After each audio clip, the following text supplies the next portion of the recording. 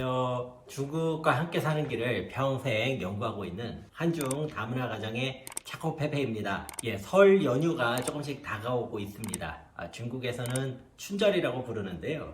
이 연휴가 다가오는 만큼 여러 가지 일들이 되게 많이 생기는 것 같습니다. 보통 이제 중국 명절 때 관련해가지고 뭐 소비가 얼마나 늘었냐, 아니면은 이동하는 사람이 얼마나 많으냐, 이런 것들을 가지고선 얘기를 하곤 했는데요. 이제 코로나가 오고 나서부터는 이런 주제는 많이 좀 사라진 것 같습니다. 저는 이번에는 좀 춘절과는 조금 별도로 최근에 제가 이제 중국 현지에서 많이 느끼게 되는 한국 회사들의 이야기를 편하게 한번 나눠봐 볼까 합니다.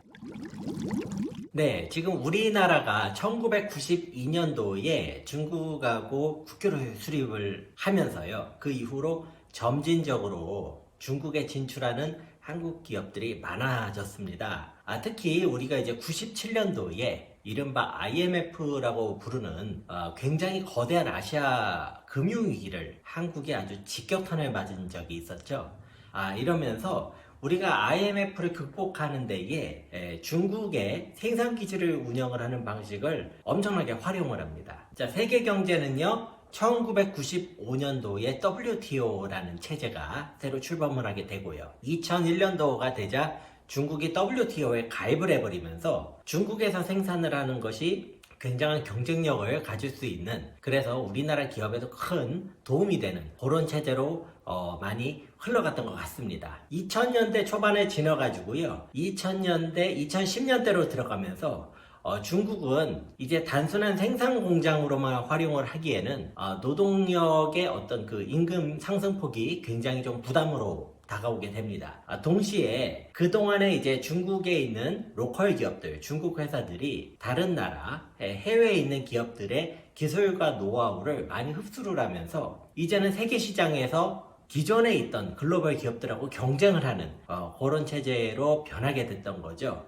그 시발점이 됐던 게 아마 2010년대 초반 정도가 아니었는가 싶어요. 우리나라로 치면 뭐 중공업이랄까요, 뭐 철강이랄까요, 이런 것들이 우리나라에서 굉장히 높은 경쟁력을 가지고 있었다는 것은 세계적으로 우리가 굉장히 경쟁력이 강한 기업들이었는데, 이런 분야에서 중국계 철강업체, 중국계 조선업체들하고 세계 시장에서 경쟁이 붙으면서 우리가 이제 경쟁력에서 상당히 밀리기 시작하는 그런 상황으로 바뀌게 되는 것이죠. 자, 지금은 2021년을 지나서 이제 2022년이 되고 있습니다. 2022년 현재 스코어는 어떨까요? 대부분의 장치산업 기반의 수출 제조업은요, 사실상 중국이 패권을 가지고 갔다라고 말을 해도 과언이 아닐 것 같습니다. 자, 그러다 보니까 이러한 전체적인 세계 경제 속에서 중국의 위치, 그 다음에 중국 기업들의 어떤 포지셔닝 변화들이 우리나라 기업에도 굉장히 많은 영향을 줬던 것은 사실입니다. 네, 그 대표적인 예로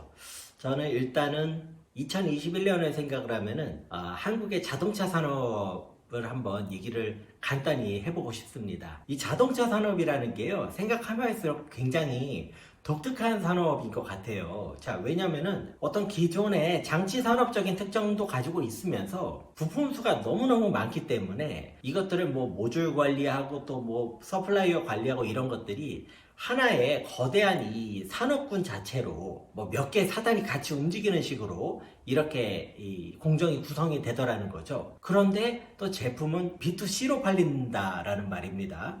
자, 그러니까 사실 이 산업이 굉장히 영향력이 강하면서도 또 한편으로는 굉장히 위험에 노출이 되어 있기도 합니다. 현대자동차와 기아자동차가 2021년도에 굉장히 조금 어려운 한 해를 보냈던 것 같습니다. 특히 중국 시장에서 말이죠. 제가 이곳 현지에서 느끼기에는 우리나라 자동차 기업들이요, 경쟁력이 제가 봤을 때 굉장히 강합니다. 굉장히 강한데 하필이면 다른 데서는 다 잘하는데 중국에서는 오히려 상황이 많이 어렵게 되는 이런 애들이 좀 생기는 것 같아요. 자, 그러다 보니까 자동차 업계에 계시는 분들은 야, 이제 뭐 중국은 끝났다, 중국 이거 해서 되겠니? 라는 푸념 섞인 이야기도 많이 듣게 되고요. 또 이 우리나라의 현대기아차에게 공급을 하기 위한 어떤 협력업체로 와 계시는 분들도 정말로 많으시거든요. 자, 이런 분들도 이런 것들을 많이 조금 걱정하시는 그런 목소리를 듣고는 합니다.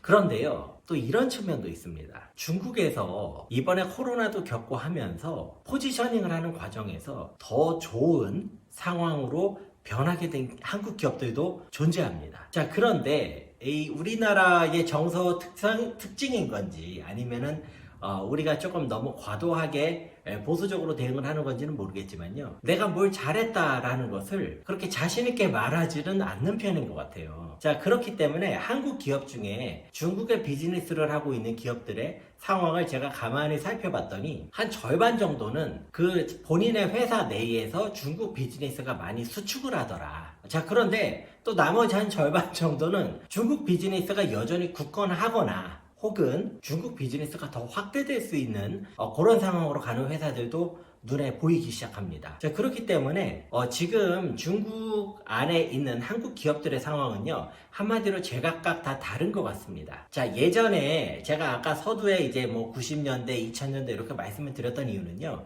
그때 당시에는 대부분의 한국 기업들이 중국에서 비즈니스 상황이 크게 다르지가 않았습니다. 그러다 보니까 어느 정도 서로 이제 비슷한 박자로 갔는데, 지금은 이제 그게 아닌 상황이 됐다, 이런 것들을 제가 많이 느끼게 됩니다. 좀 나쁘게 얘기하면 이제 뭐 각자 도생이라고 해야 될까요? 아니면은 잘 되는 분들은 계속해서 새로운 기회들이 생겨나는 그런 상황이 아닌가, 이런 생각도 또 들었습니다. 네, 이제 2022년이 이미 시작이 되었고요. 2022년 1월 1일에 0시가 되는 이 시점에 제가 있는 중국 칭다오에서 일본의 관동 지역으로 첫 번째 RCEP 관세가 적용이 된 화물이 출발을 했습니다. 자, 이게 무슨 말이냐? RCEP가 발효가 되었다. 자, 이런 뜻이고요. RCEP라는 것은요, 거대한 이 FTA라고 보시면 됩니다. FTA라는 게 뭐냐면 관세가 점점 사라지거나 아예 없는 거예요. 자, 그러면 이 RCEP라는 것은 일단 아세안 10개국이 있고요. 거기에다가 한중일 3개국이 있습니다. 그러면 더하면 13개국이죠. 거기다 호주 플러스 뉴질랜드 해서 총 15개 국가가 참여를 하는 인류 역사상 최대 규모의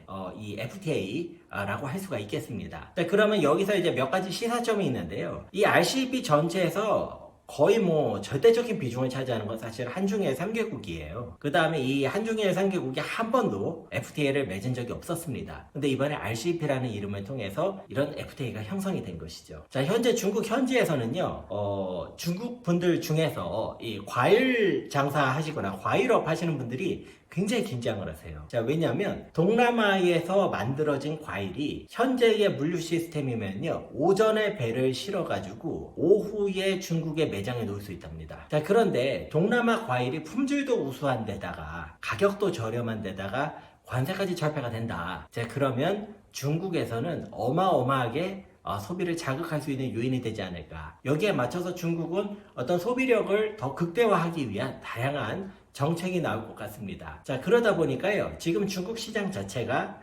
내수 소비 시장에 최적화되어 있는 기업들이 있고, 그 다음에 중국을 어떤 생산 기지로만 전통적으로 활용을 했던 그 기업들도 있는데요. 내수 소비 쪽을 건드릴 수 있다면 앞으로는 또 전혀 다른 새로운 어떤 게임이 또 시작되지 않을까, 이런 생각을 해봤습니다. 네, 지금 뭐 이제 다 퇴근하고 아무도 없는 사무실에서 지금 저 혼자 이러고 있는데요. 그래도 한번 영상 촬영해가지고 여러분들과 공유를 해보려고 제가 한번 만들어 봤습니다. 날이 점점 추워지는데 여기저기서 감기 걸리는 분들이 참 많으세요. 그리고 이제 혹 중국에 오신 지 얼마 안 되는 한국 아저씨분들 꼭 조심하실 게, 이제 백주 있죠, 바이지오. 백주 드실 때 조심하세요. 겨울철에 특히 추운 데서는 백주 드시다가 큰일 날 수 있습니다. 그러니까 연말연시에 다들 몸 관리 잘 하시고 또 건강한 모습, 밝은 모습으로 여러분들 다시 찾아뵙겠습니다. 항상 시청해주셔서 대단히 감사합니다.